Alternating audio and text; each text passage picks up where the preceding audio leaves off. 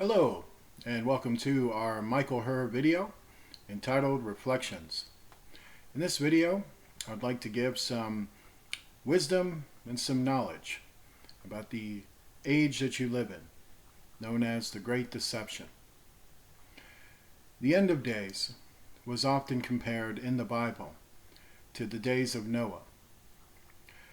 Can you imagine that in the past, thousands of years ago, in the days when Noah walked this earth before the flood, we see the evidence within archaeology. We know the evidence within the Bible itself and what it speaks on. A technological society, thousands of inventions, thousands of opportunities, human beings living for centuries. The opportunities afforded gave longevity to many of the tribes of the human race of that time.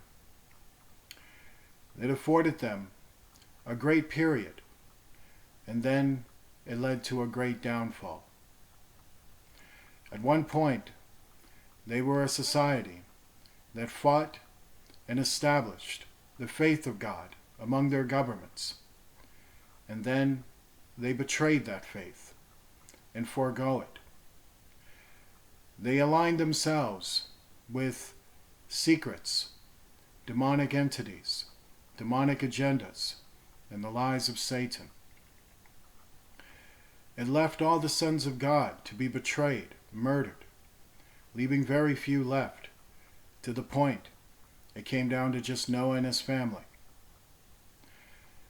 Imagine Noah preaching to a society like that, telling them that one day a flood would come and destroy their world, even destroy the universe within itself due to its effects. It must have been laughable to that generation. It must have been inconceivable, considering the technology they had. They reached the stars and put kingdoms on planets. They had achieved so much. They felt entitled and inclined to continue a rebellion they themselves didn't even start, but aligned themselves with. It must have been very funny to even hear this one lone man, with the spirit and fear of God all around him, to preach the way he did, and to speak the way he did. As you know, only 8 souls were saved when the flood came. But imagine the fact that no one believed it. No one would even accept it until it actually came. Sodom and Gomorrah was another example. When Lot went to try to warn the people, warn his family members, that Sodom and Gomorrah was going to be destroyed by the morning, he was laughed at by the men who were to marry his daughters. He encountered a society, a people, that would rather rape or attempt to rape the messengers and blame Lot for being discriminate, racist, hateful. They accused him of that, saying that Lot thinks he's better than us. We'll teach him an even worse lesson, only to be blinded in the middle of the street.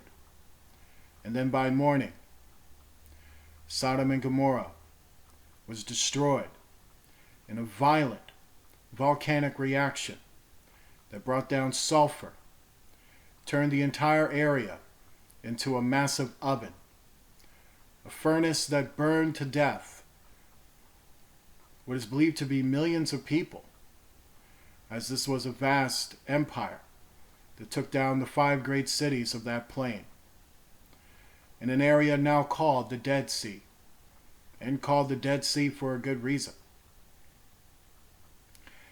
You imagine these things. The Roman Empire, the ancient one, they thought they would last forever. Did they ever think one day they would lose it all? The Macedonian Empire, established by Alexander the Great before the Empire of Rome, Did they ever think they would be conquered in the way that they were and lose it all by the arguments and divisional nature of their generals who became royals, a military regime that became the power of their governments, losing it to a people they never thought they'd ever lose it to? When I think about all of this, I think about how can governments and even their people be so deceived? Deception comes when information is suppressed, when the truth is questioned and even denied, when there's plenty of evidence to back up what the truth is, but instead it's replaced with propaganda, with people's mental illness, and with what is called occult doctrine. We live in a world where it seems like they cannot separate what they spiritually want to believe in to what is actually the reality and what they should actually be doing. It's a sad thing when you reflect on it. When I reflect on this government, one thing I can tell you, there's pros and cons to it. And when I reflect on the American people, reflect on the people around the world, I can tell you that I'm a Christian first and an American, born and bred here, and a citizen of this country, born here. And in all respects, you will love God. You will love your country. And I believe that could be said for anyone.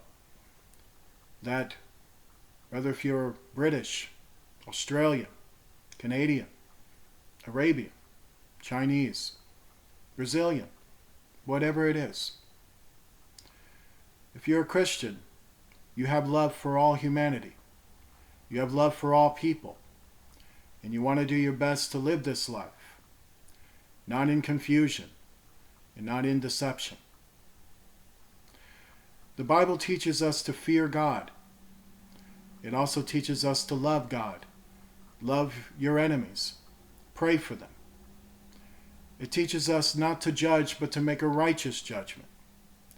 It teaches us that before you can remove the speck from someone's eye, you must remove the board from your own. The Bible condemns hypocrisy, and our government is very steep in hypocrisy. Governments around the world seem to have this same problem. There's a reason why the media is called fake. We knew that long before that term was quoted. We know that Hollywood celebrity is nothing but propaganda, teaching people the wrong values. Does that make the artist evil? Meaning deep down inside them. Meaning, do they really want to do those kind of movies? Do they really want to make those kind of records? And do they really want to go along with political agendas? It's hard for me to believe that's what they really want. But it seems more probable that when fame and fortune is put in front of you, it's an easy way out of all the struggles everyone else is going through. And the temptation becomes great to cash that check and then just play the part they've been given. It's hard to say what other men and women would do if they were in that position. Very few people come through those doors to make that decision. Doesn't mean we should sympathize with their sins. No. But what it means is, everyone is a slave to something. Everyone is trapped by something. And everyone is afflicted by something. You have people out there that are so mentally ill, so disgustingly sick, that they make fun of the dead. They make fun of Christians. They mock faith. They mock other people's abuse. other people's hang-ups. And they do this by their demonic nature, by their own abuse. So much evil in this world, but where does it all come from? It comes from the fact that they have been lied to. They have been coerced into someone else's will, someone else's hang-up, someone else's agenda. I reflect on what happened on YouTube. YouTube used to be anti-media. It used to stand for something great, freedom of speech.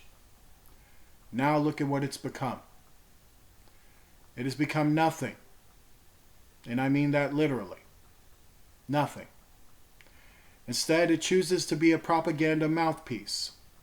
It chooses to attack people who do not agree with their religious witchcraft faith and their political ideologies, whether if they're left or right. Instead, they're used to suppress the truth from those who speak the truth and suppress those who would want to learn the truth. It is an awful reality, but is it anything new? The world Noah saw was just like that. Real truth was suppressed and replaced with propaganda. People played with each other's heads. In the world Noah saw, you had heroes and villains. You had right and left even then. Some would say they were the deliverers of the people. You even had the Nephilim living among them. And they too would claim hero or villainy, and they would fight with each other for the doctrines and political faith they believed in. But was it all the truth at the end of the day that they fought and drowned and died for? It wasn't. There's only one truth. There's only one reality.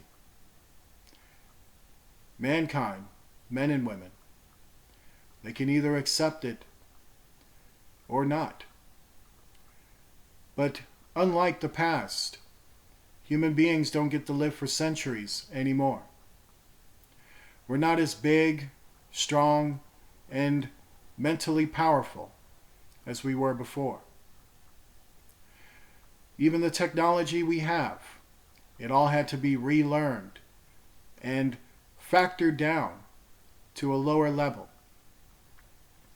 Brilliant men made deals with things they should not have, to learn things that they were not ready to have, not responsible enough or Christianly moral enough to have. And thus, when you had television, thus when you had this type of technology, the abuses of this technology is evident. It's evident all the time. When you make movies where people kill each other on screen, when you make music about sexuality and flaunt that in front of 12-year-olds and 10-year-olds, when pedophiles and mafia organizations and dangerous political parties get to have their propaganda put over the Word of God and what has always been the truth, because they're paying for it, it becomes evident that the abuses are clear.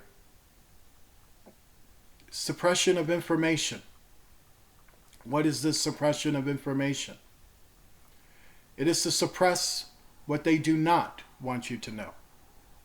It is to suppress what is actually going on. In the world of the shadow government, and in the world of the shadow itself, what you see openly is what the cameras will turn on for. You see speeches.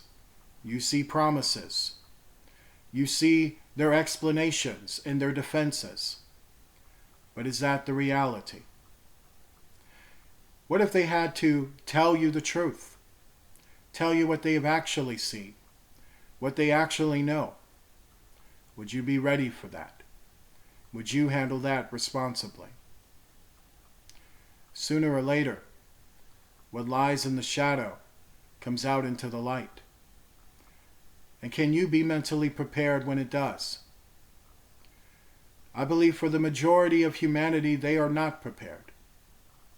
I believe they'll be deceived, they'll be led astray, and eventually and sadly, they will be destroyed, rather through their own vices, rather through their own mental illness, or rather through the physical force of the very force they want to believe in. The New Age religion offers nothing. These sexual, open, hypersexual lifestyles have produced nothing but abortions, divide and conquer, and children running amok. The Bible, Christianity, true Christianity, is replaced in this world with false Christianity. Buildings of denominations who hold and hoard wealth over the poor, over the needy, and they cherish their resources and their property and their real estate and their small little groups without ever really realizing what God is doing outside of the buildings. Did Jesus come to build a building? Did Jesus come to build a denomination? Did Jesus come to put over governments and political leaders? If that's what Jesus came to do, that's what he would have done. But that's not what Jesus did. Jesus didn't build a building. He didn't found all these worldly denominations. There was a time when the Roman Empire vehemently sought to kill Christians, to kill their voices. Great colosseums they built. And for 10,000 Christians they handed over to the lions. 100,000 replaced them. And they grew. The more they were killed, the more they grew. The Roman Empire used to try to suppress those numbers.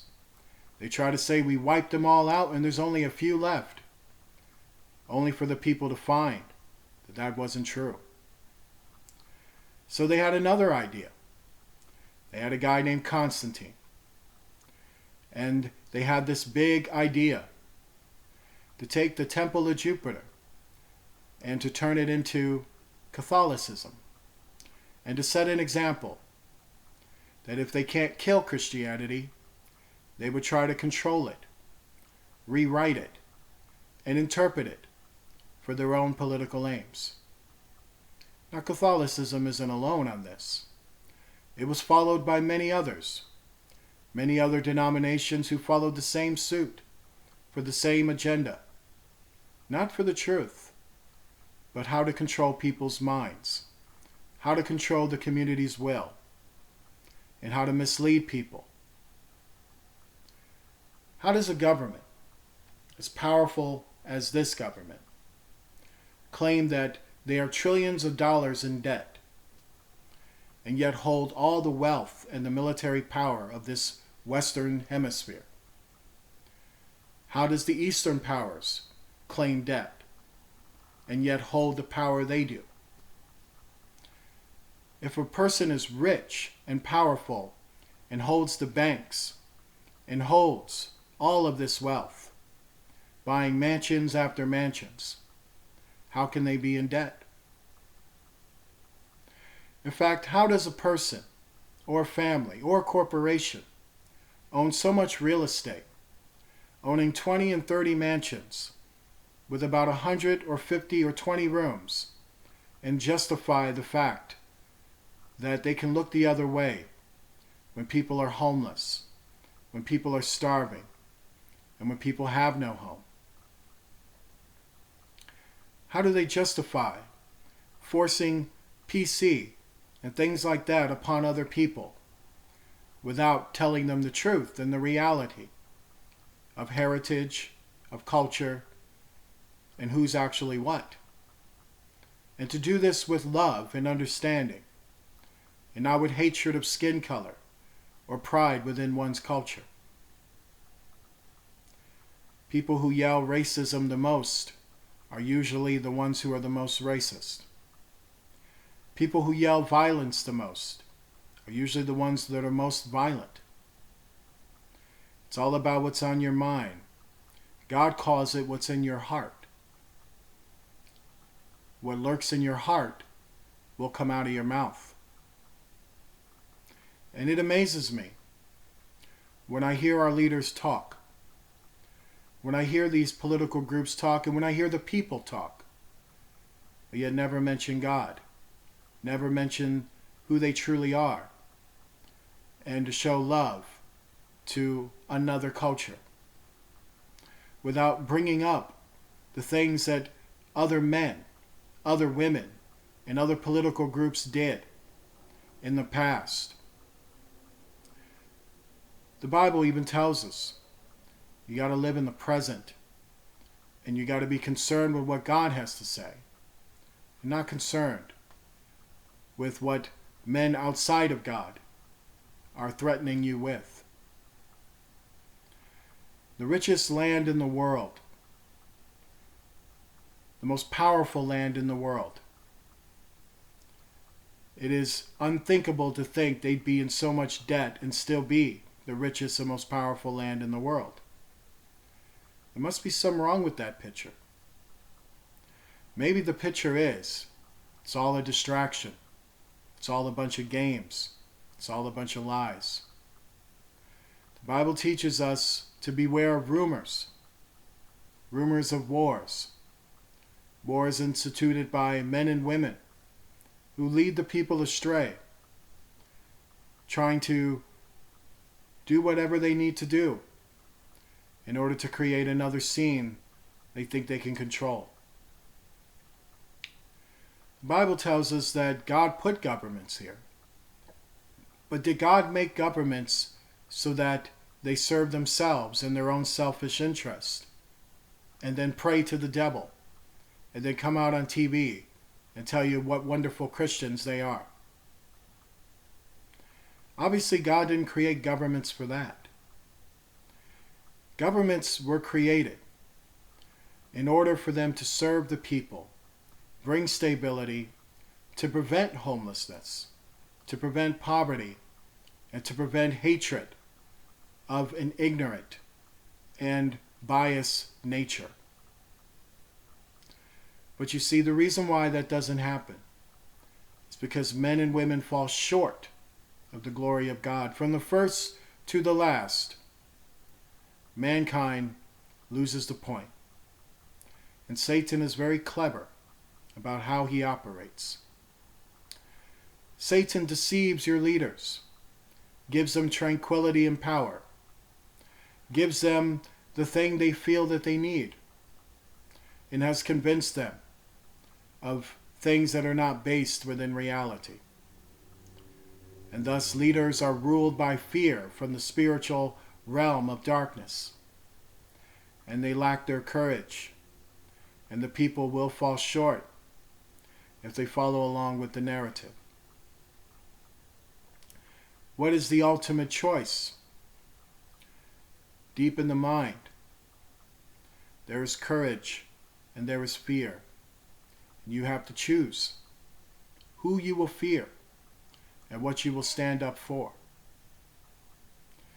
Many leaders choose to fear death. They choose to fear the realities. And thus they'll hate God and shake their fist at him. And if it requires destroying all the people that are under their jurisdiction, they will do so without batting an eye, thinking that another generation will replace them and perhaps will do better. But time and time again, that's proven to be not true. Children need their parents. Parents need God. And governments need to serve God. But if we're going to be in confusion about what the truth is, and in confusion about what direction we should take, and compete with each other over money, over success, and over attention, and things of this sort, those who choose to do that are the problem and not the solution. This isn't just the left or the right. That factor doesn't exist except within the traditions of a people of an ancient culture, who now are given the world to rule. It's a funny thing. When the managers of these empires do not seek to manage well and make deals with the devil while declaring they're trying to do right. Such people you should pray for. We shouldn't hate them. We shouldn't want to see anything bad happen to them either. But we shouldn't be led by the nose either.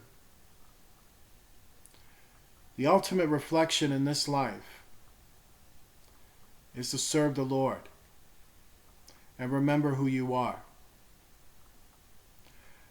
We are given a portion in this life, rather much or little. And when Christians were taught what the truth of Christianity really is, it is a truth that is hardly applied. It's mocked and made fun of by those destined to die along with everybody else. We all will die one day.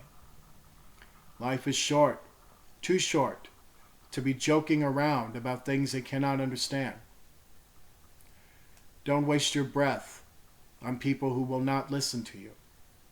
Don't waste your energy when you think that injustices have come down, because it may not be what you think.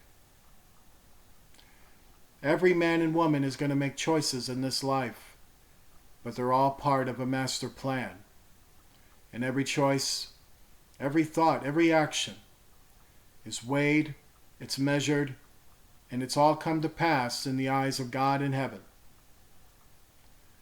What moves within the minutes, what moves within the hours and the seconds, is nothing but a flash in the pan in heaven. Time that exists here doesn't exist the same in heaven. It's all written out. All men and women are fearfully and wonderfully made. You'd be amazed what that really means and the levels where that goes. But always remember, never hate your enemies. Never hate the circumstances either. Don't kill the messengers either. But always remember,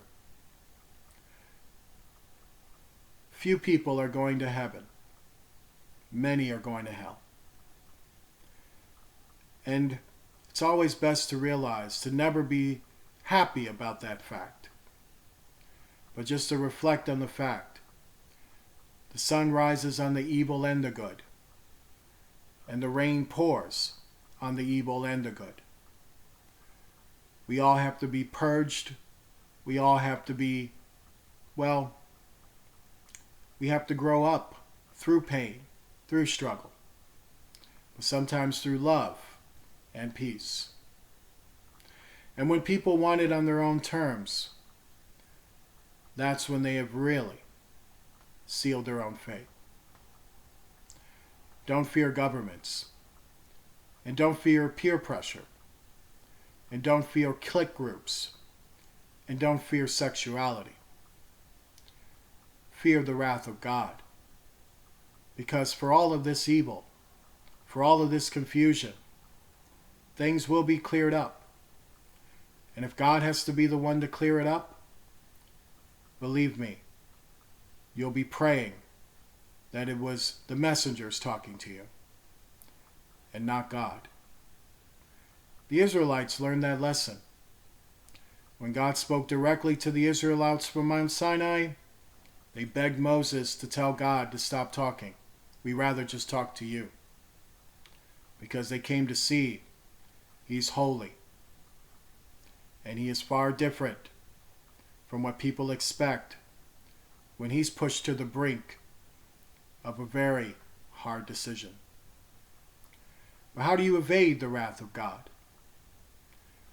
You become His friend, and you accept the truth. This is our Michael Herr video. If you'd like to donate to me, please send it to MIGUELJIMENEZ, P.O. Box 39204, Charlotte, North Carolina 28278. You can also purchase my books at www.lulu.com. And always remember, you are the children of God. Don't be like this world.